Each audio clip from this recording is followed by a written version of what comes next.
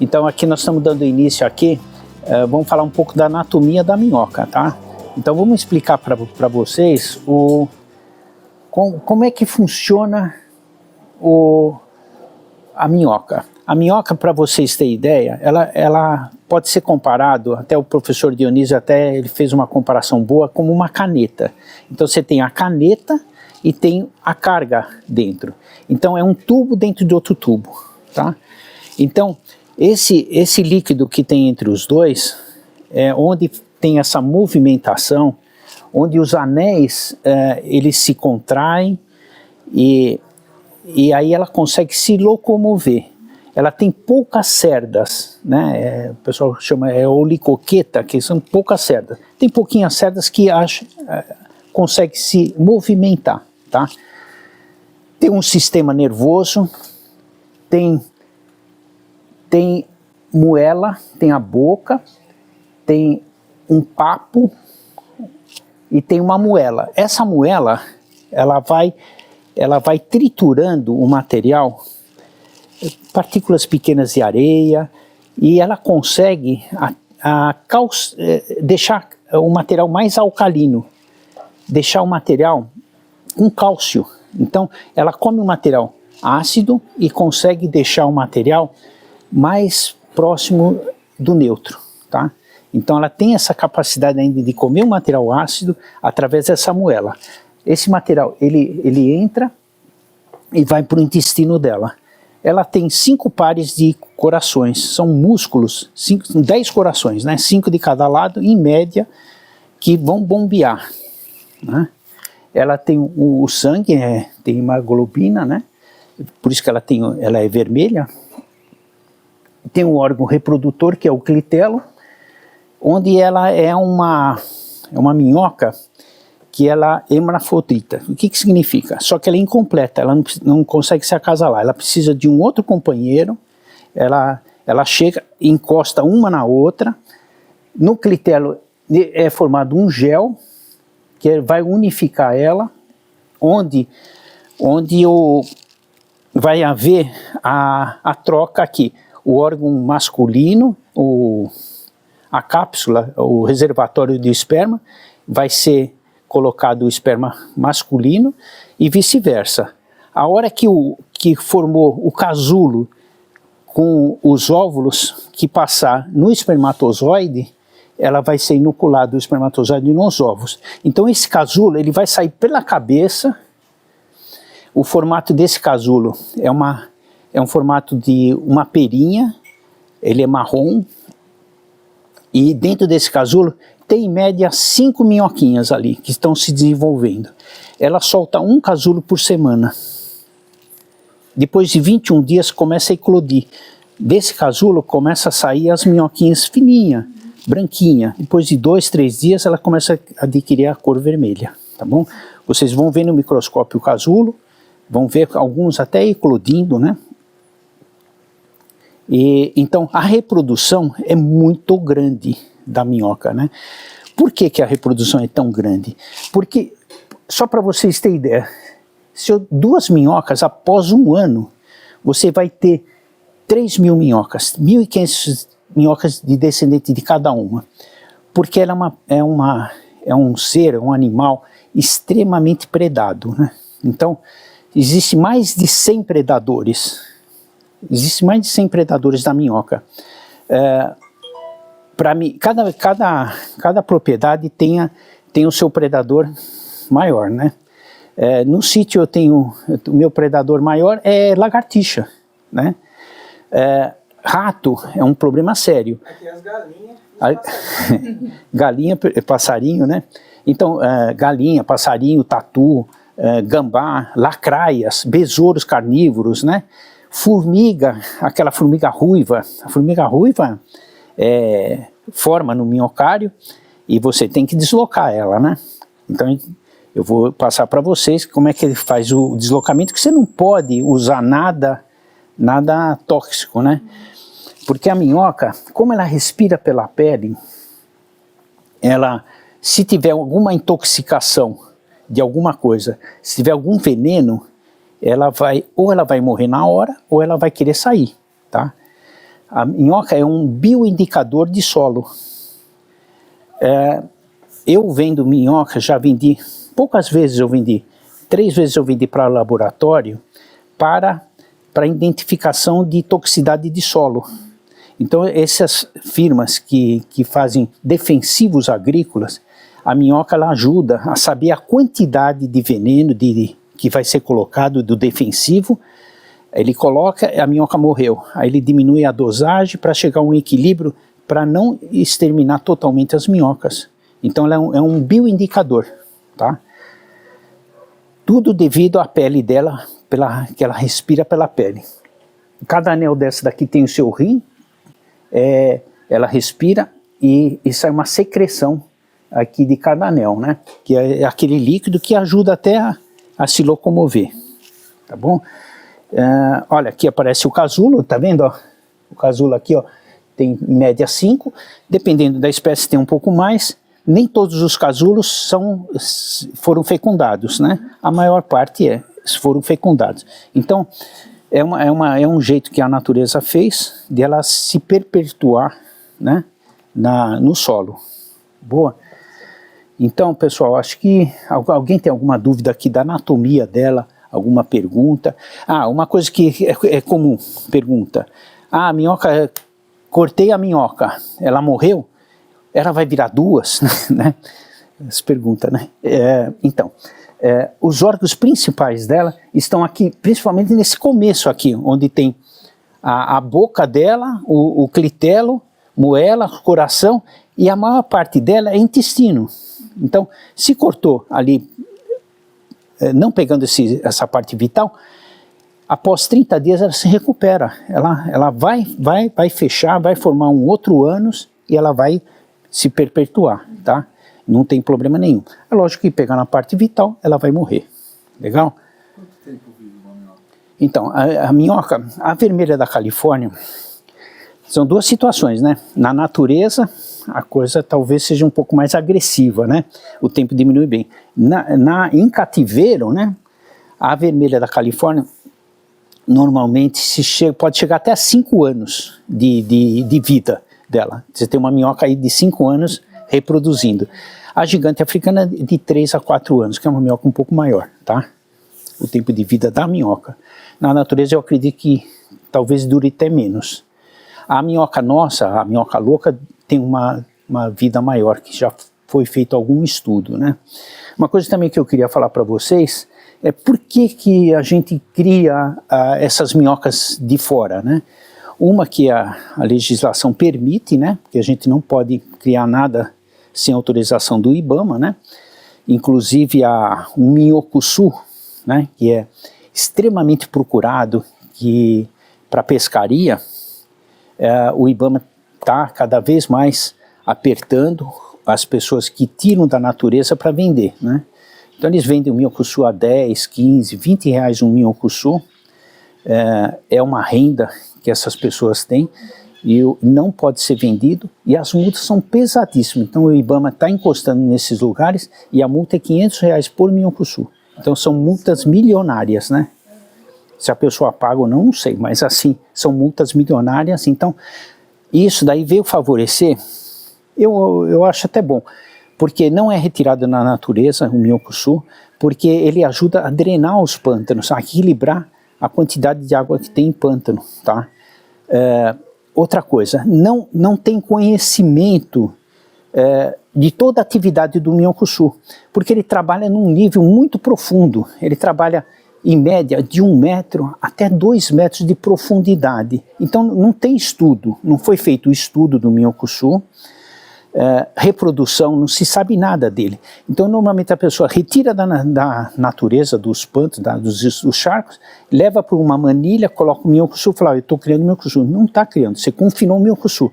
Ele está ali, sobrevivendo de alguma forma, ele vai se definhando, mas o cara acaba vendendo, então não é por aí, tá?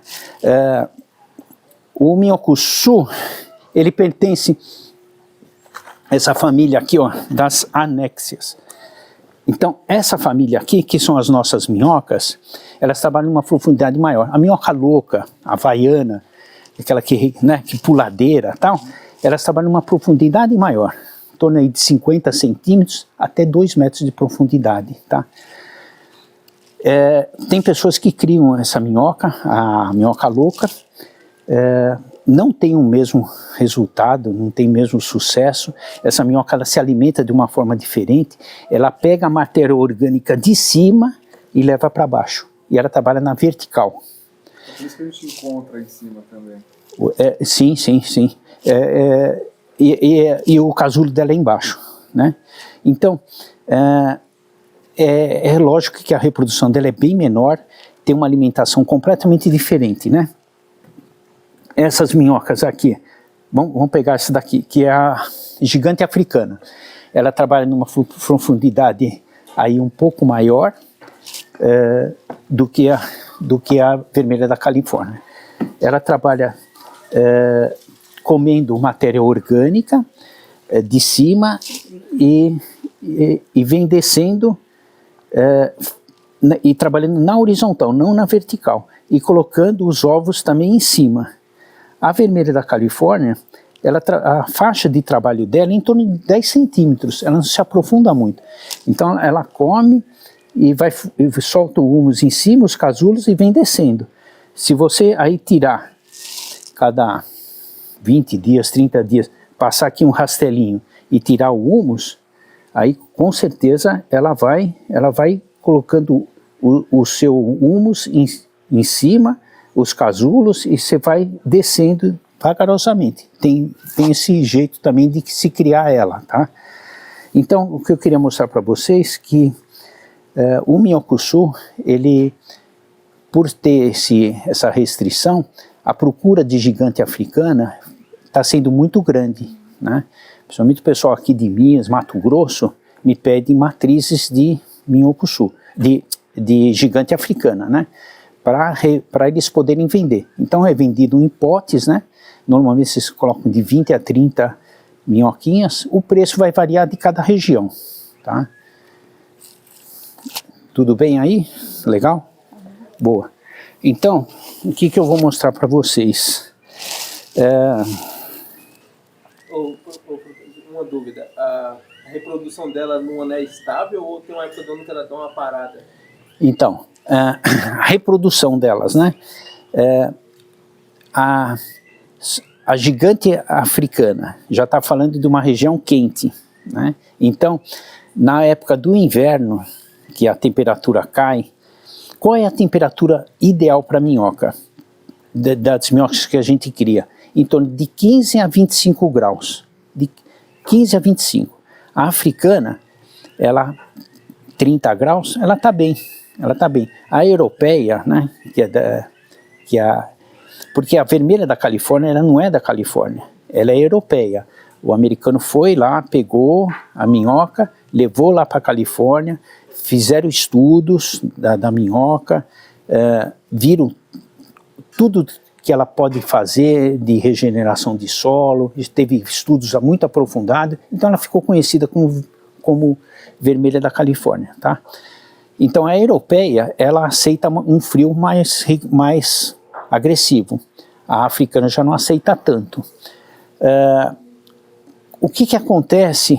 Menos de 15 graus, a atividade dela já diminui, a reprodução diminui, tá? Diminui. Qual é a faixa que ela começa a morrer? Menos 2 graus. Menos 2 graus ela morre, tá? Agora, tem uma coisa interessante. A temperatura externa que você está, vamos supor que esteja um inverno, que nem lá no sítio deu 4 graus, tá? Se eu colocar o termômetro de vareta lá no canteiro, fora está 4 graus, lá dentro está 6, 8 graus, 3, 4, 5 graus a mais, porque o humus ele forma uma camada térmica. Então, não se assusta, tá? O pessoal, principalmente do sul, tem muito essa preocupação. A temperatura do humus lá embaixo, do substrato do matrizeiro, é diferente da temperatura externa. Tem jeito de a gente dar uma ajuda? Tem.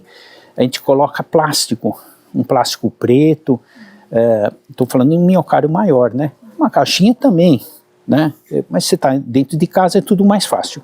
Então a gente coloca um plástico preto que segura não só a umidade, como ajuda também a segurar o calor.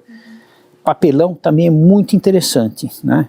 Então em supermercado assim, muito fácil adquirir papelão. A gente abre o papelão, coloca o papelão, coloca o saco preto ali e aí você controla no inverno. Geralmente a temperatura muito baixa é à noite, mas durante o dia às vezes você tem que tirar, porque às vezes bate sol, você tem que tirar o plástico, né? E à noite você tem que renovar o plástico. Então, temperatura para ela morrer, menos 2 graus ela vai morrer. Temperatura acima, né? Acima de 30 graus, o que ela faz? Ela não morreu ainda, ela não morreu. Ela para de reproduzir, né? Então, menos de 15 ela começa já a parar de reproduzir, acima de 30 ela para de reproduzir, tá? Morte acima de 38 graus ela morre. E uma coisa interessante, é comum as pessoas falarem assim, poxa, meu matrizeiro, minhas minhocas sumiram, elas fugiram. Não, não fugiu. Ela não fugiu. Mas para onde que foi? Ela sublimou? O que aconteceu? Ela simplesmente, ela morreu, como ela é 60% de proteína. Os micro-organismos somem, você não acha nada dela. Ela é múscula, a quantidade de água que ela tem é muito alta. Ela some, então você não entende para onde ela foi. Ela sumiu porque os micro-organismos comeram, ela morreu e comeu, sumiu em horas, vamos falar assim, né? Então, porque alguma coisa aconteceu errado, né? Nós vamos abordar esse assunto. Quais os erros que a pessoa comete para não ter sucesso, tá? Então isso aí é importante, a gente vai falar isso daí mais para frente. Então, respondendo, eu acho que eu respondi, né, a sua pergunta, né, de temperatura, é muito interessante. O local que você vai ter o matrizeiro tem que ser um local que não pegue um sol do meio-dia, um sol mais... Tem que estar totalmente coberto, assim, na sombra. Onde você tem um matrizeiro, onde você tem a minhocultura, é muito importante ser um lugar que não tenha vibração. Isso é muito importante. A minhoca, a partir do momento que tem vibração, tem às vezes motores perto. Eu montei um minhocário num fim de semana, né, num sábado, domingo, matrizeiro, tudo perfeito, tudo em ordem, tudo legal. Aí passou 15, 20 dias, a pessoa foi fazer uma avaliação de umidade e tudo. Falou, Ricardo, sumiu as minhocas. Eu falei, poxa, mas a gente fez tudo direitinho, né? A lição de casa foi feita, né? Mas eu não entendi, aí eu voltei na propriedade para ver, né? Mas eu voltei de semana. Aí do lado, assim, onde eu tinha montado, tinha uma serra onde os caminhões de madeira passavam e vibrava tudo, sabe? E eu montei de fim de semana, que os caminhões não estavam funcionando. Eu tô falando que é muito importante não ter um lugar de vibração. A pessoa fala, pô, Ricardo, minhas minhocas também sumiram, o que aconteceu e tal. Aí eu falei, poxa, me filma, eu sempre peço filme. O que está acontecendo? Eu quero ver o material que você usou isso e tal, para a gente identificar o problema. Aí eu vi que o matrizeiro dele estava do lado. O que é isso daí? A máquina de lavar. Então quando eu entrava em centrifugação, vibrava a caixa. Então é importante você ter um lugar calmo. Mas tá? elas morrem com a vibração? Elas se desesperam. Elas se desesperam e saem mesmo, fogem. Se for fechado de alguma maneira, elas morrem, né? Então mineração não é legal. O lugar tem que ser coberto, vamos falar assim, um minhocário, né? Um minhocário, você tem que ser coberto porque você que vai pôr a água que você acha que tem que pôr, que é em torno de 70% de umidade. Você não pode deixar a chuva encharcar demais o matrizeiro, né? O canteiro, o seu canteiro. Então tem que ter uma telha, tem que ter, se você usar um plástico em cima, ele tem que ter uma entrada de ar também, é importante, não pode abafar totalmente, né? Então, lugar sombreado é interessante. Às vezes as pessoas montam até embaixo de árvores, assim, um minhocário, mas tem que ter uma telha, o fácil acesso, água limpa. A mesma água que você toma é a mesma água que se oferece para as minhocas, né? Água sem cloro, né? Porque Isso era uma dúvida que eu já ia perguntar. Se você não tiver opção, né? Se você não tiver só água clorada, você tem que ter um tambor ali, você deixa a água e aí o cloro vai evaporar. Se você puder dar uma mexida assim, você acelera mais essa evaporação e não tem problema, tá? Voltando na vibração, às vezes você vê pessoas no minhocário assim com uma mangueirona, assim com o motor ligado assim, aguando o minhocário, né? Aquele jatão d'água, aquele jato bate no canteiro. Que não vai matar a minhoca? Não vai. Ela não vai fugir? Não vai. Simplesmente ela fica estressada.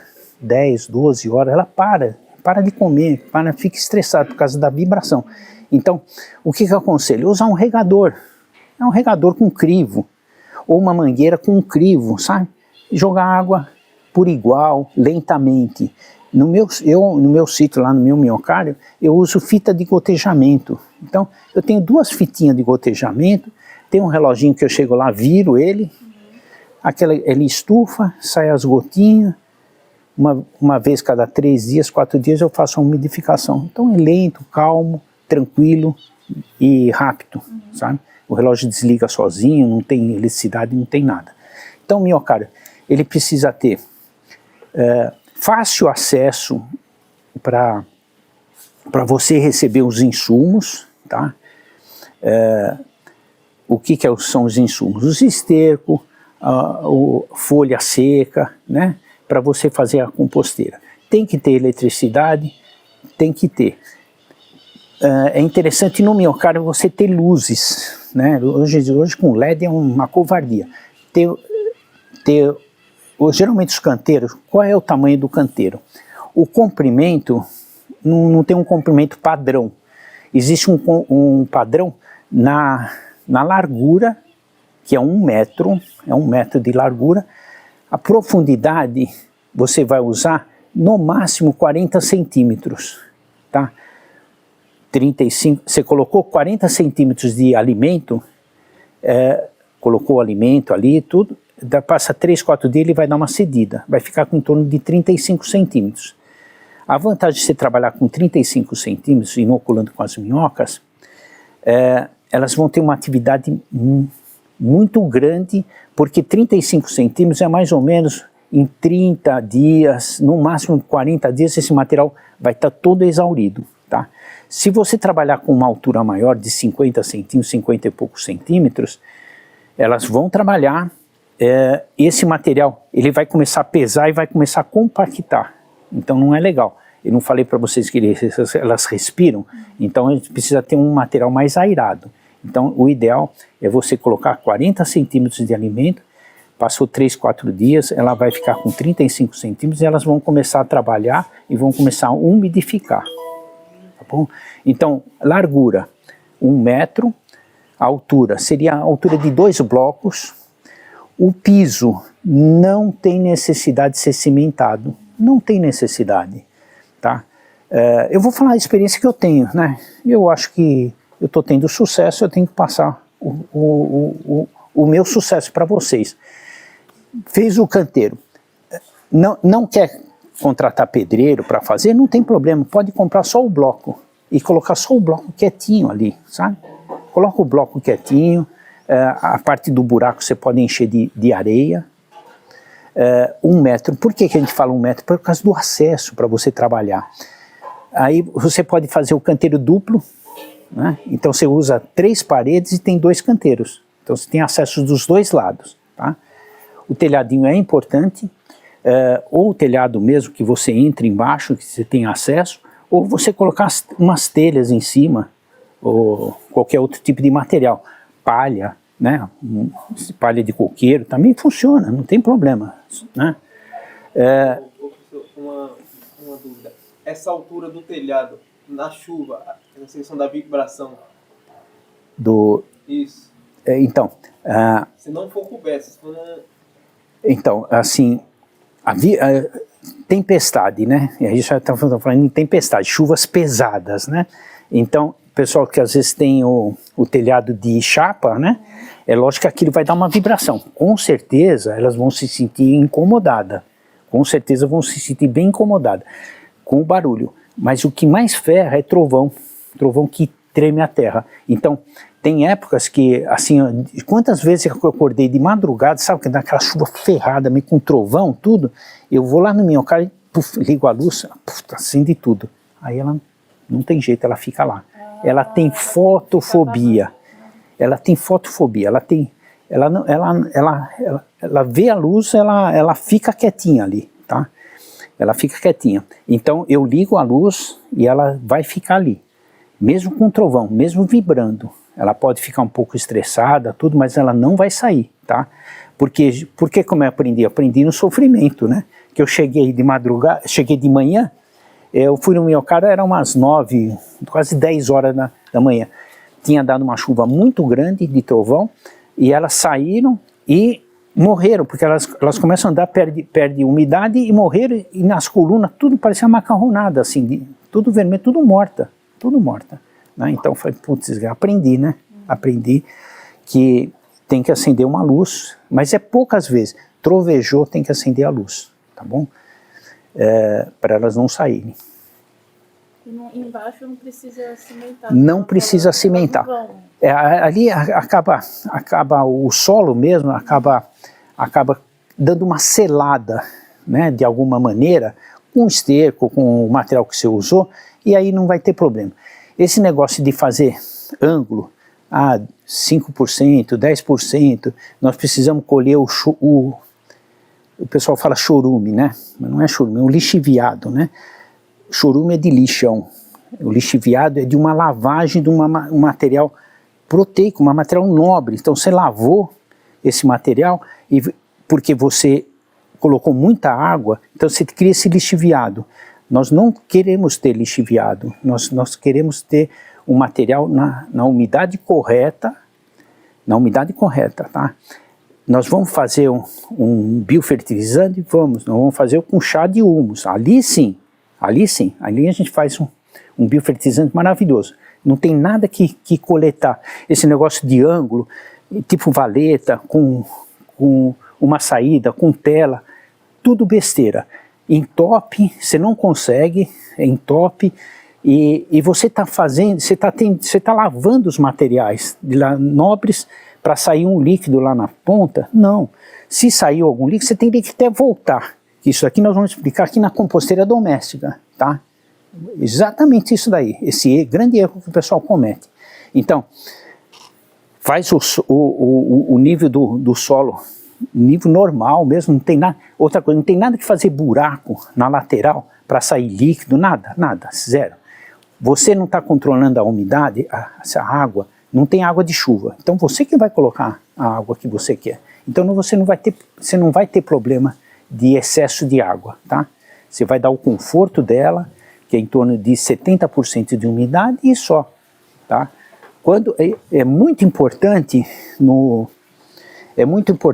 essa ficha aqui, ó. Essa ficha aqui é extremamente importante. O controle do canteiro, o controle do matrizeiro, né? Então aqui primeiro, canteiro, eu tenho 4 canteiros. Não vai pensar que o meu minhocário é grande, não, que é enorme, não é assim.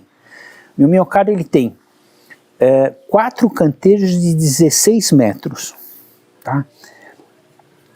4 canteiros de 16 metros. Qual é a minha produção anual? Porque eu tenho que falar anual, porque no inverno cai um pouco a produção, é lógico, né? Eu tenho uns artifícios aí que a gente faz com papelão, tal, para segurar, eu consigo perder 20% da produção. Então vamos falar, eu somei quanto que eu dei uma produção?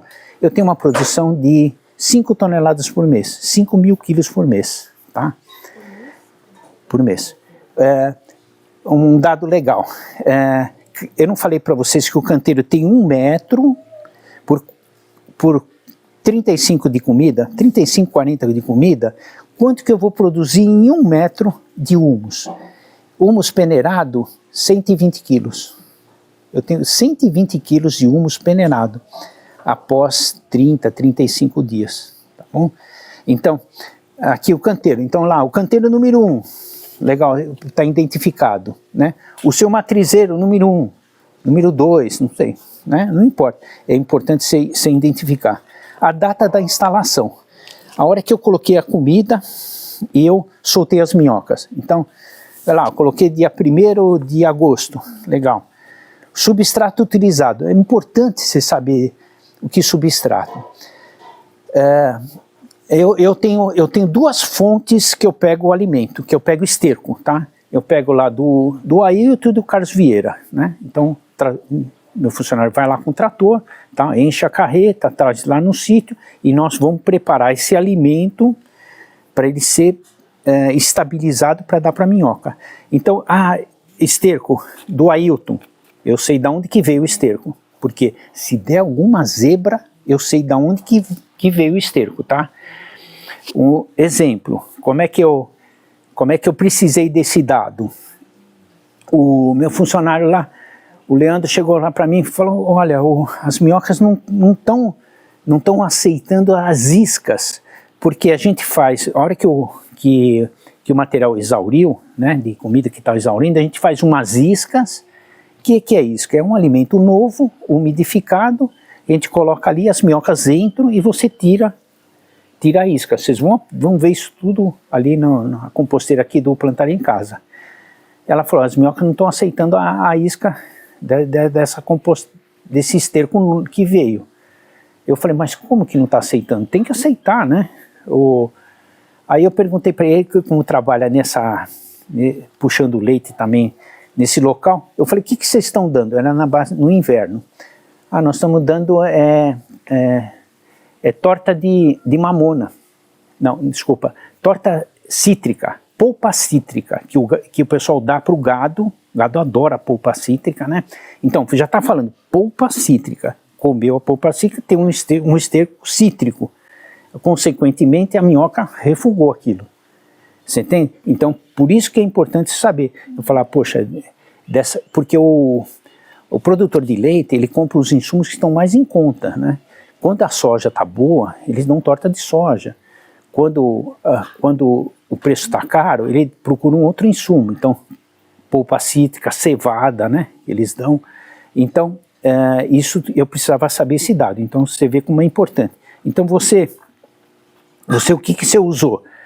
Eu usei o esterco de galinha, eu usei as folhas da mata, eu usei cana picada, pseudocaule da bananeira, o caule da bananeira, que é maravilhoso, né?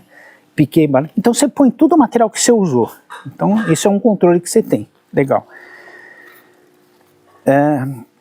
O substrato em quilo por metro.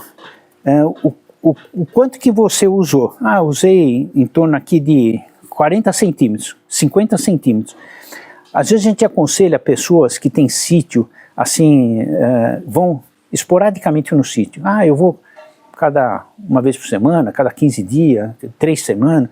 Então a gente aconselha ele trabalhar com uma quantidade maior para as minhocas terem alimento, né? Ele não está visando tanta produção, mas ele quer que a minhoca esteja viva lá, quando ele for lá no sítio. Matrizes. Que matriz que eu usei? Que espécie de minhoca que eu usei?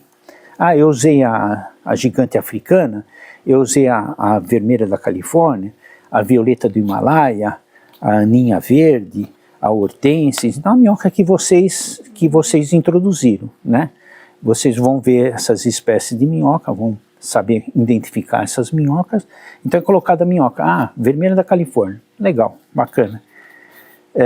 A quantidade que você colocou também, dá para dar uma estimada. Existem cálculos que é feito para você saber quanto que você está trabalhando por metro, né? O ideal, lá no sítio eu estou trabalhando com 2.000 minhocas por metro. Eu achei interessante você trabalhar com essa quantidade, porque é uma quantidade tranquila, não tem problema, eu não corro nenhum tipo de risco. Eu já cheguei a trabalhar com 8 mil minhocas por metro. O canteiro até vibrava, mas qualquer coisa errada, elas começam a sair ou começam a morrer. Então não é legal. Com 2.000 minhocas, poderia ter um pouquinho mais. É que as vendas aumentaram muito de minhoca, né? Então, mas aí é legal você trabalhar com uma quantidade. Então você faz uma estimativa. Se for num canteiro, eu usei aí um potinho, sei lá, um copo americano, 2 copos de americano de minhoca. É legal você saber isso daí, porque na hora que você fizer o desdobramento, você vai ver a quantidade que dobrou ou triplicou, tá? Então, quantidade de matriz. Estimativa de colheita. A partir do momento que você tem a data da instalação, né, você sabe quanto que você vai colher, né?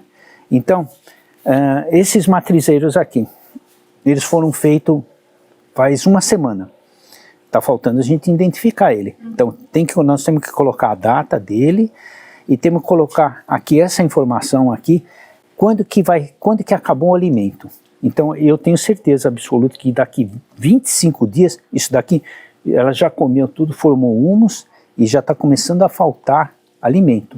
Então, você precisa desdobrar. Então, a estimativa é a data que você vai precisar desdobrar esse canteiro, esse canteiro ou o seu matrizeiro, tá?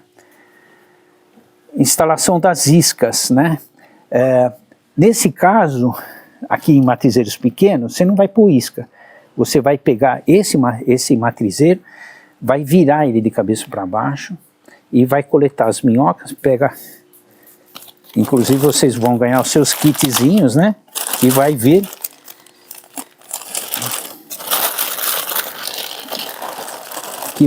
o garfinho, né? É muito importante vocês usarem garfo.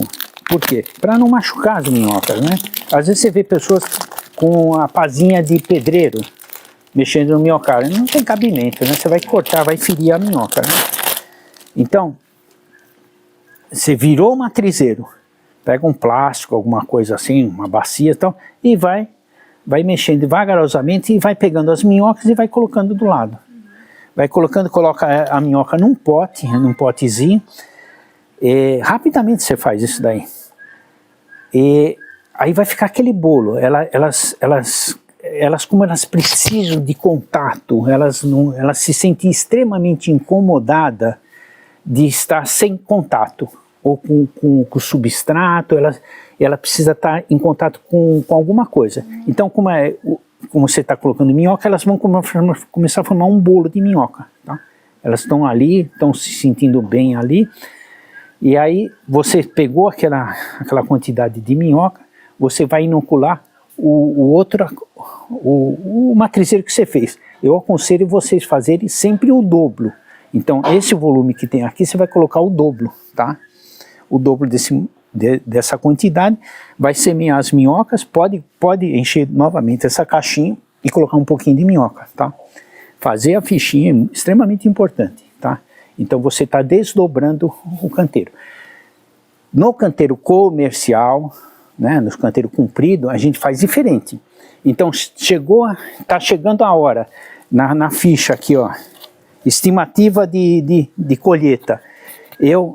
Uma semana antes, eu paro de aguar, porque eu quero um material mais seco, né? Aí tem de várias formas de você deslocar a minhoca. Isso é uma das grandes dificuldades do minhocultor, como tirar as minhocas de lá para colocar no novo canteiro, né? Uma das formas é você colocar um sombrite, você conhece sombrite, né? Aquela telinha, coloca o alimento ali assim e fecha o sombrite, dobra o sombrite. O que é o alimento? É um esterco que já entrou numa estabilização, não está quente mais, né? Vocês vão aprender lá a identificar esse esterco. É um alimento, né? Então, tem alimento e tem umidade. Você, como cortou a umidade há uma semana, 10 dias antes, elas vão o quê? Elas vão entrar nesse alimento, porque elas têm um olfato, né? A minhoca, ela não escuta, né? Ela não tem olhos, tem um tato extremamente aguçado, que nós falamos sobre vibração, e tem sensores de cheiros. Então ela vai para a umidade, vai para a comida e vai para onde ela se sente segura. Porque você não colocou o saco em cima, não está escuro, não tem esse peso do saco bem molhado, então ela se sente segura, ela começa a entrar no sombrite. Ou o saco de cebola, aquele saquinho de cebola, você colocou alimento, molhou bem, colocou lá dentro, ela entra lá. Cada 2, 3 dias, 4 dias, não sei, depende da sua atividade, você vai pegar esse sombrite e vai levantar e vai deslocar essas minhocas. Vai vir aquela macarronada ali e vai deslocar para o outro canteiro que está pronto com a comida. Que você vê que é um processo contínuo. É um processo contínuo, né? Você tem que ter alimento. Você tem que ter alimento. Você vê, parece que não, aqui, eu pedi para o menino colocar em torno de umas 150 minhocas, eu não quis forçar muito para não ter problema. Deve ter umas 150, 200 minhocas aqui. Vamos falar que tenha 200 minhocas. Em média, dá 200 gramas por dia que ela está se alimentando. Então, 10 dias são 2 quilos, entende? Então, você tem que mais ou menos, você tem que ter alimento, você tem que ter um canteiro em atividade. Passou aí 15 dias, você já tem que estar com outro canteiro, já com alimento que foi processado, que foi estabilizado, né? Passou aquela fermentação, né? Que nós vamos explicar bem como é que faz o alimento, e o alimento está pronto para receber as minhocas, né? Então, ali venceu o prazo, você vai puxar o saco de cebola, vai colocar ali, vai colocar mais comida, você vai fazer isso daí 2 vezes, 3 vezes, às vezes você chega a fazer 4 vezes, né? Que vai deslocar 90% das minhocas desse canteiro. Aí o que sobrou ali é o humus, Vai ter alguma minhoca? Vai ter algum casulo lá? Vai. Você não pode, você tem que fechar os olhos, porque assim você fica, tem pessoas que ficam lá querendo tirar tudo, não. Tem que fechar e com certeza você vai ter sucesso, tá? Contar um caso que aconteceu. Uma vez me apertaram para fazer uma entrega de humus, né? Logo no começo, que eu fazia o saco até transparente, caía no erro de fazer o saco transparente. E aí me apertaram, não sei o que, tudo, aí eu fiz os sacos, tudo, não sei o que, e foi humus e muita minhoca junto, né? Aí lacrei tudo, não sei o que. A gente lacra na seladora e eu tenho um pauzinho com 3 preguinhos que eu faço furinho. Eu faço uns furinhos. Você está vendendo uma coisa viva, tem que ter alguma entradinha de oxigênio, né? Legal. Aí passou uns dias, a pessoa que comprou lá da loja falou: Ricardo, não tem condição, tá um cheiro horrível. O que aconteceu? Foi com muita minhoca, a minhoca apodreceu lá dentro do saco. Ela é proteína e olha, é um cheiro insuportável, né? Eu falei, puta, me perdoa, descarta tudo aí, eu te mando outra remessa, tudo. Então não dá para você vender um humus, uma outra minhoca, tudo bem, mas com muita minhoca não, né? Principalmente em São Paulo, que a madame vai pegar um saco de humus desse, vai abrir lá no apartamento, vai colocar, vai sair uma minhoca, vai chamar o bombeiro lá, falar assim, aqui é uma cobra perigosíssima que tem no meu apartamento. Então, você tem que fazer o deslocamento da minhoca o máximo possível, tá? Um ou outro casulinho vai eclodir uma minhoca insignificante. Legal? É pequeno o casulo dela? Não sai na torneira? Então, aqui, olha. Bom, a gente vai, eu fiz um roteiro, mas olha, a gente não, o importante é a gente, olha,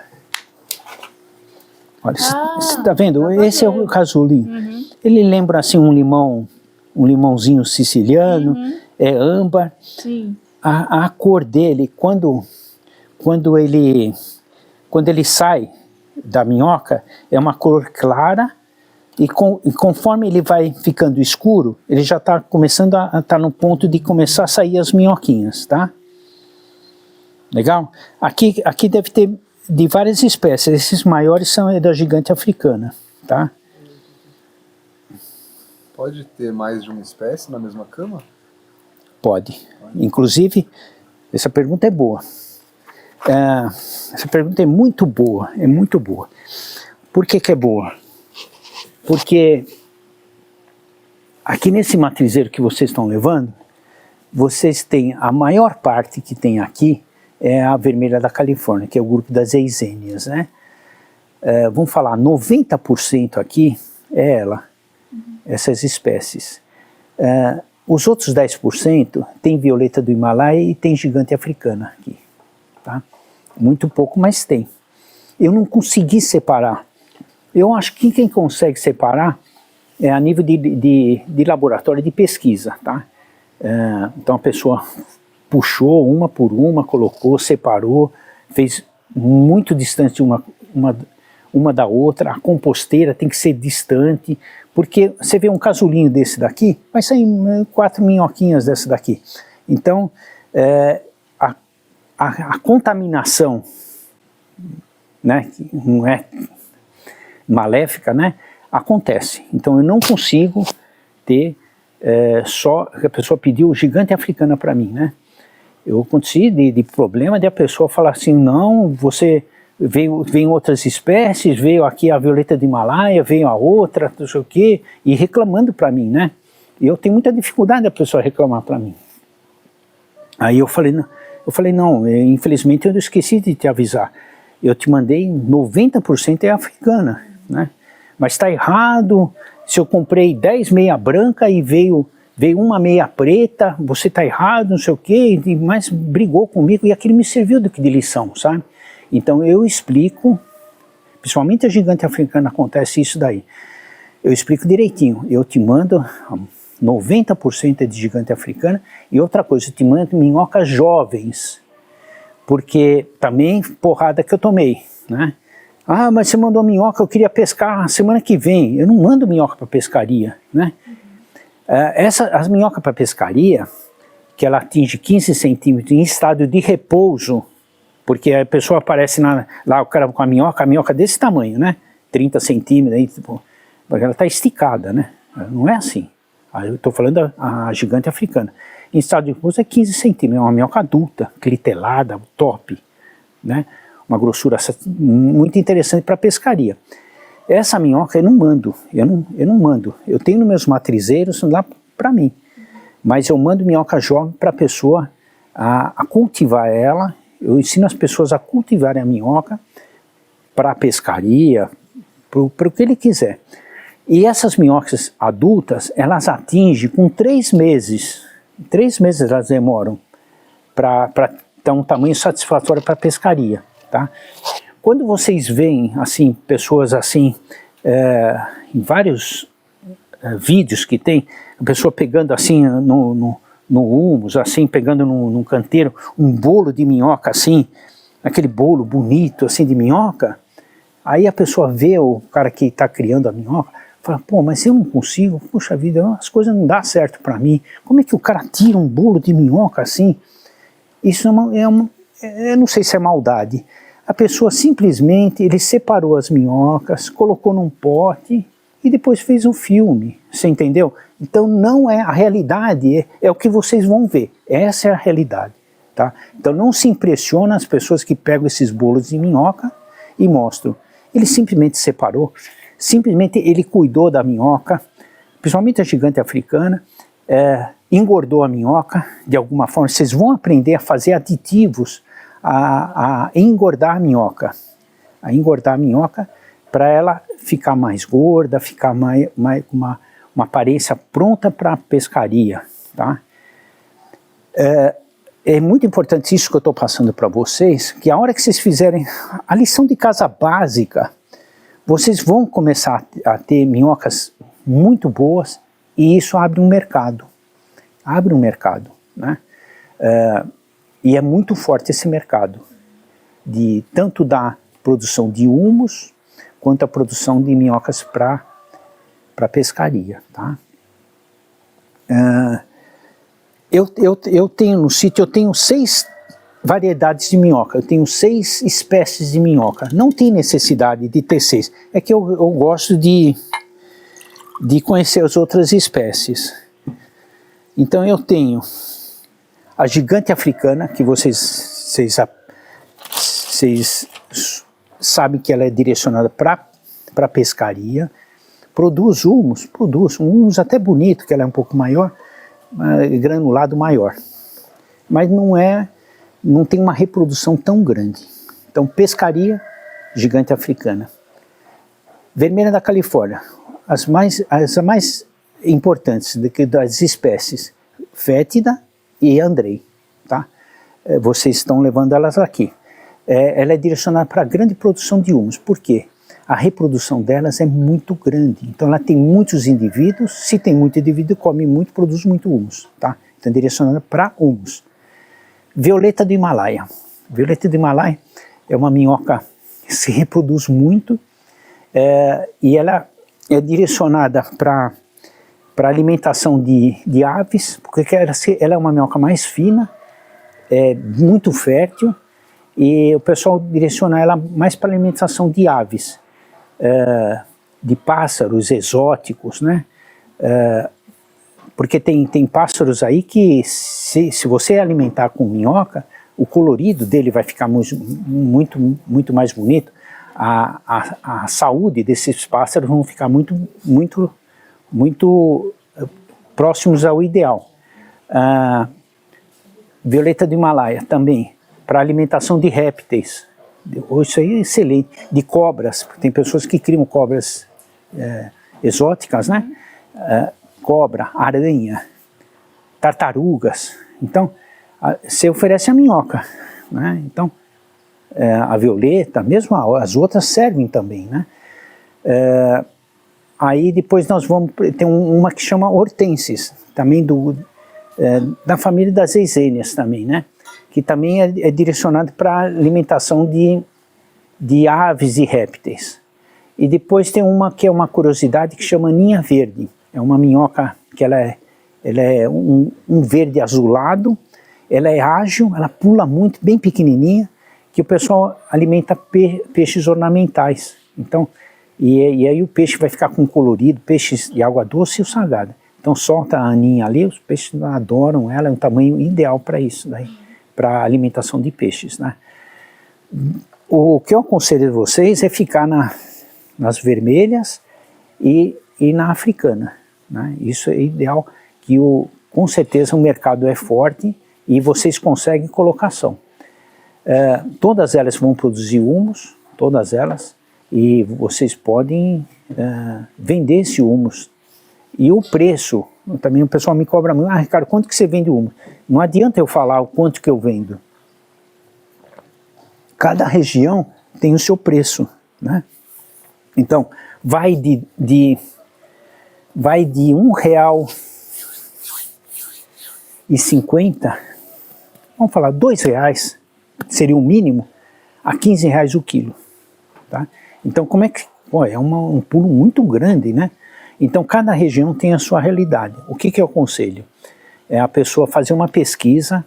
Se a pessoa tem uma visão comercial, a primeira coisa que ele tem que fazer, antes de montar uma produção comercial, é fazer uma pesquisa. Ir nas cidades próximas, entrar nos gardens da vida, chegar lá, olhar. Ah, o senhor tem humus de minhoca? Ah, tenho, não sei o quê. Olhar o saco, olhar as informações, olhar o preço, né? Se possível perguntar para eles, a saída é boa do humus, como é que é, tal, vai em outro, tal, e você sente o mercado, tá? Para você saber se você vai investir numa produção comercial. Porque o frete hoje em dia inviabiliza muito, uma das coisas que tem me ajudado, tem pessoas que têm o saquinho dele, né, um saquinho bem feitinho, muito bacana. Ele me manda o saquinho para mim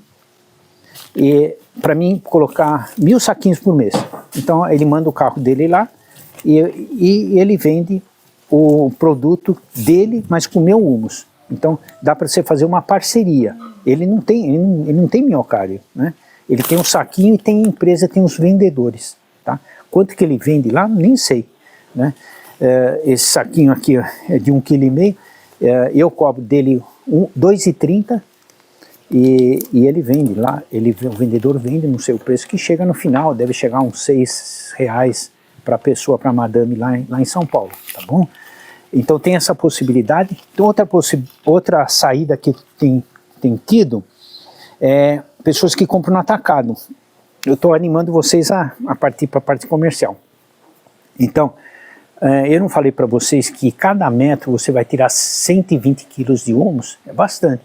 Vamos dizer que você tenha 10 metros de canteiro, é 1,2 kg, né? E aí, aí você coloca em saco de 25 quilos, eu tenho feito saco de 25, é fácil de manejar. Usa saco de ração, não precisa comprar saco, e vender esse humus no atacado. Falar assim, ó, eu tenho aqui, né, eu posso vender o humus a R$3 o quilo, né, então, sei lá, 50, 60 reais um saco, e isso daí ajudar nas suas despesas, tá? É fácil. A peneiragem, né, vamos falar de peneiragem, que é um problema também, né, então, nossa, nesses 30 e poucos anos eu tive peneira, vocês imaginarem, eu já tive de peneira, né? Nossa, porque a gente vai evoluindo, né? Conforme o dinheiro entra também, né? É muito importante. Então, peneira, ó, peneira que eu aconselho para você peneirar humus, é uma peneira de 5 milímetros. Se você for em material de construção, você vai achar essa peneira para feijão, tá? Tem a de feijão e tem, se não me engano, de areia. A de areia acho que é bem mais fina, né? Então essa daqui, ela dá uma granulometria bem interessante, é bem legal, é fácil o manejo dela. Você trabalha com uma peneira mais fina, você vai ter um material até mais bonito, né? Vai demorar, vai judiar muito de você, porque às vezes o humus está numa umidade que não vai ser legal para passar, tá? Então tem que estar numa umidade legal. Se for uma produção um pouco maior, eu aconselho pegar 3 cordinhas, colocar no alto, fazer um tripézinho e você colocar e fazer um manejo para o negócio render, tá? Então esse tipo de peneira que eu aconselho vocês. Partiu para uma produção maior, né, que isso aqui fica inviável. Eu bolei uma betoneira. Se você for em ferro velho, assim, você acha betoneira encostada ali, betoneira velha, que apodreceu um pouco a carcaça dela, comprar essa betoneira, abrir umas janelas nela e colocar uma peneira, colocar uma tela. Então o serralheiro pode te ajudar a fazer uma moldura com as telas, com 5 milímetros. E qual é a grande vantagem da betoneira? Você vai pagar em torno aí de uma betoneira velha, em torno de uns 800, 900, R$1.000 a betoneira. Ela é móvel, ela anda, ela agiliza muito, você dá as pasadas jogando humus, ela vai rodar e vai soltar o material todo peneirado, aí o material que ela não comeu, ela escoa no carrinho de mão, esse material vai voltar para a composteira, que é o material que ela não comeu, tá? Então é um negócio legal, que ela anda e é um investimento baixo, porque se vocês forem motorizar assim, uma peneira, é muito caro, sabe? As peneiras são caríssimas, né? As primeiras peneiras que veio, que esse conceito todo europeu, né? São cilindros rotativos, que ela roda, cilindros de 3 metros, ela vai rodando, o material, você jogou o material aqui, o material vai caindo e lá na ponta tem um declive que sai o material não comido. São peneiras assim que, na época, eu cheguei a fazer, paguei R$15.000 essa peneira, né, porque não tinha aqui no Brasil. Dava um pouco de manutenção, essa peneira, não foi muito satisfatória por causa da manutenção. Aí a betoneira me ajudou bastante pela locomoção e o custo dela é muito baixo, tá? Peneiras, às vezes, vocês vão ver peneiras que tem um carrinho, elas são todas em rolemã e a pessoa joga o material e ela vai mexendo assim, nesse sentido. horizontal. E vai caindo o material, aí a pessoa até, trabalhando com 4 milímetros, as minhoquinhas vão ficando aqui, ele até retira e vai colocando aqui para deslocar para o outro canteiro. A melhor peneira que tem é a peneira de vibração. Ela não tem esse sentido assim. São peneiras que vibram, sabe? Essa é o que dá maior rendimento, maior produção, tá? Eu, graças a Deus, consegui comprar o mês passado uma peneira dessa. Comprei aqui em Guarulhos, uma serralheria. Fui lá, peguei a peneira dá uma produção violentíssima, sabe? Mas agora, depois de 30 anos que eu consegui comprar essa peneira, né, com esse conhecimento. Então, é uma covardia. Então aí dá alta produção, tá? Mas ó, isso daqui funciona, você tem que ir crescendo devagarzinho, tá? Devagarzinho. E é muito prazeroso, assim, principalmente no começo, em matrizeiro, assim. Nossa, é excelente, funciona direitinho. Então, peneira. Aí vem o problema da embalagem. Isso é um problema seríssimo. Todo mundo vem me pergunta como é que é a embalagem. Não usar embalagem transparente, básico. Se você pegar uma água comprada, um galão desse daqui, a melhor água que existe, coloca aqui num ambiente com luz, bate um sol, ela vai ficar verde. Vai ficar verde. Uma semana, 10 dias, não pode tomar luz. Então, embalagem... que nem eu falei para vocês ali, né? Essa daqui é uma embalagenzinha, um saquinho aí que vocês compram em loja de embalagem, chama boca de palhaço. Colocou aqui o volume em litros, né? Pega aí o volume em litros. O humus, ele tem uma legislação, né? Eles pedem para ser menos de 50% de umidade, tá? Eu teria que mostrar para vocês na mão, eu vou mostrar para vocês verem o que é 50% de umidade. Existe um aparelho que mede umidade, só que é um aparelho caro, custa R$500 esse aparelho. A hora que vocês atingirem um nível comercial, eu aconselho até comprar o aparelho. Mas depois com a prática, você até sabe o que é.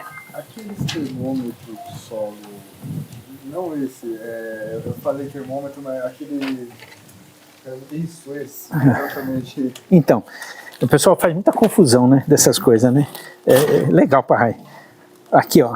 Então, esses termômetros aqui, ó. O que eles medem? Eles medem, basicamente, o pH funciona que é uma beleza, pH. Isso daí, a única coisa que eu acho que ele me ajuda é o pH. A luz não é tão importante, porque isso daí, para saber, tem plantas que gostam de sombra, tudo não é a pegada, né? E tem a umidade. Esse daqui não sei se tem umidade. Esse tem umidade? É na temperatura. Só temperatura, né? Tem aqueles que você compra que tem a umidade também. Então, aqui, tem uns que tem umidade. Sim. Tem um aparelho até bom, um pouco mais de nível profissional, que mede a umidade. É interessante ter, para você saber o que é 70%, para você fazer a cama da minhoca, fazer o meio que ela vai se sentir melhor para locomoção e nutrição. Não tem necessidade, a gente ensina dessa maneira aqui, ó. Tá vendo, ó? Colocou na mão. Aqui, menos de 30%. A pessoa, ele apertou, não saiu nada. 45%. As gotas, o que está escrito aqui? Material. De água, o material permanece grudado. Permanece grudado, formou um bolinho, né? 45%. 50%, ó, já caiu de 1 a 2 gotinhas. 60%, um pouquinho mais. 75%. Eu aconselho, quando apertar, sair o líquido entre os dedos. Saiu entre os dedos, caiu um pouquinho de água, está excelente. Está excelente. Então, 70%. Aí é a hora que você montou o canteiro, soltou as minhocas, marcou aquela ficha, completou a ficha e nada de colocar mais comida em cima. Não tem nada de colocar verdura, alface, banana, nada. montou um sistema, ela vai começar a trabalhar, esse material ele está estabilizado, não tem mais fermentação. O pessoal erra muito de começar a alimentar, né? Então começa a colocar o material nitrogenado, começa a haver uma fermentação que começa a atrapalhar a atividade da minhoca, o conforto dela não vai ficar legal. Outra coisa, todo o material nitrogenado, que é o material alface, banana, não importa, que é material verde, novo, vai haver uma grande infestação de mosca e colocar os ovinhos, né? Então, não pode deixar na composteira, quando você prepara o alimento que não tem minhoca, esse material exposto ao relento. Por quê? Para não ter infestação. Assim você vai criar verme. Você vai criar verme. Não tem problema, o verme também ele vai fazer a atividade dele, vai ter o humus dele e tal, mas não é isso que nós queremos, o foco não é esse daqui. Então você tem que ter cobertura seca em cima. Então, na composteira acontece muito isso daqui, a composteira doméstica, né? A pessoa coloca o material, resíduo de cozinha, resíduo de cozinha. Então é colocado num pote e esse resíduo é ideal ficar na geladeira, né? Primeiro, para não ter contaminação de mosca, né? Essa quantidade que tem aqui, para uma composteira dessa daqui, é o suficiente. A gente gera muito mais material do que a composteira suporta. Pô, esse baldinho aqui é de 18 litros, né? O certo seria o quê? A pessoa tem um tambor de 200 lá, sabe? Um negócio grande. Aí sim, ela pode ficar alimentando, colocando a parte do que ela produz e colocando matéria seca. Aí sim. Mas então a pessoa tem que ser proporcional ao que tem aqui. Então isso daqui seria comida aqui para uma semana numa composteira dessa. Colocou aqui em cima das minhocas que estão aqui, colocou o quê? Colocou a parte seca. A parte seca. Aqui nesse caso aqui, isso daqui é palha de soja, capim seco, grama seca, folha seca. Então, um volume, eu coloquei esse volume, tem que colocar 2 volumes desse em cima. 2 volumes. Então, é 1 para 2. Isso é importante esse cálculo, tá? Aí você não, o que você vai ter? Você vai ter uma composteira sem um inseto, sem uma mosca, sem uma larva. A mosquinha não vai colocar os ovos em cima de uma coisa seca. Ela sabe que vai ser insucesso, não vai eclodir nada, né? Agora isso daqui é tudo que ela quer, né? Tudo que ela quer. Pode ser serragem também. Serragem, pode ser serragem. Serragem ou uma navalha, né? A serragem é mais densa, né? Você pode até colocar um pouco menos. A maravalha um pouquinho mais, tá? Então 1 para 2 é muito importante essa quantidade, né? Bom, já vamos aproveitar e vamos falar de composteira doméstica. Aí a gente